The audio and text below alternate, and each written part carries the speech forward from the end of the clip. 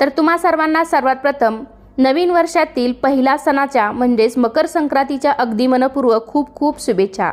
तिळगुळ घ्या आणि गोड गोड बोला।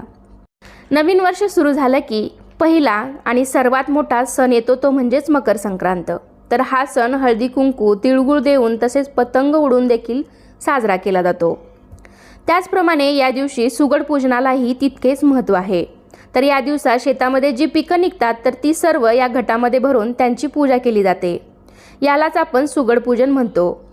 काही ठिकाणी याला सुगड, बोळकी किंवा खण सुद्धा म्हणतात। तर आजच्या व्हिडिओमध्ये मी तुम्हाला सुगड पूजन किंवा खणाची पूजा अगदी योग्य आणि पारंपरिक पद्धतीने कशी करायची हे दाखवणार आहे। बुधवार दिनांक 14 जानेवारी 2026 म्हणजेच शके 1947 पौष कृष्ण 11 रोजी दुपारी 3:06 सूर्य मकर राशीत प्रवेश करीत आहे।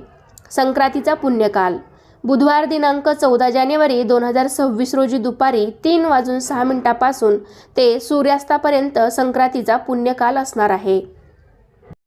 मकर संक्रांत हा सण 3 दिवसांचा असतो। पहिल्या दिवशी भोगी असते, दुसऱ्या दिवशी संक्रांत आणि तिसऱ्या दिवशी किंक्रांत असते।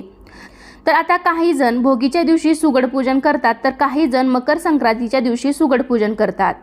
प्रत्येक भागामध्ये पूजा करण्याची पद्धत ही थोडीफार वेगळी असते। देवघरातील देवांची पूजा झाल्यावरती आपण सुगड पूजा करायची आहे। आपल्या देवघरात जागा असेल तर आपण ही पूजा तिथेही मांडू शकतो। नसेल तर ज्या ठिकाणी पूजा मांडायची आहे तिथे एक पाट मांडायचा आहे, त्यावरती नवकोर वस्त्र टाकायचं आहे। तर सर्वात आधी आपण दिवा प्रज्वलित करायचा आणि मग पुढील पूजेला सुरुवात करायची आहे। आपण अग्नीच्या साक्षीने पूजेला सुरुवात केलेली आहे। त्यानंतर कोणत्याही शुभ कार्याची सुरुवात करताना आपण विघ्नहर्त्या गणपती बाप्पाची पूजा करतो। तर पाटावरती आसन म्हणून थोड्या अक्षता ठेवून त्यावरती हळदी कुंकू वाहून आपण गणपती बाप्पांची मूर्ती स्थापन करायची आहे आणि त्यांची देखील हळदी कुंकू अक्षता फूल वाहून विधिवत पूजा करायची आहे।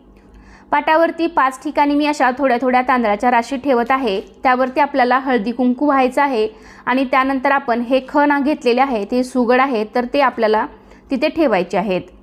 तर त्या प्रत्येक खणाला आपल्याला हळदी कुंकाची बोटे ओढून घ्यायची आहेत किंवा फक्त हळदी कुंकू लावलं तरी देखील चालेल। तर हे सुगड खरेदी करताना प्रत्येक सुहासिनीचे 5 सुगड आणि 1 पंती अशा पद्धतीने खरेदी करायची असतात। तर ही पूजा शक्यतो सकाळीच करायची असते। आपल्या देवघरातील पूजा झाली की लगेच ही पूजा करायची आहे, अगदी 5 मिनिटात होते। मी अशा पद्धतीने सर्व खणांना इथे हळदी कुंकाची बोटे लावून घेतलेले आहेत आणि आपण ज्या तांदळाच्या राशी केल्या होत्या तर त्या प्रत्येक राशीवरती आपल्याला असा एक एक खण किंवा सुगड ठेवून घ्यायचा आहे। बऱ्याच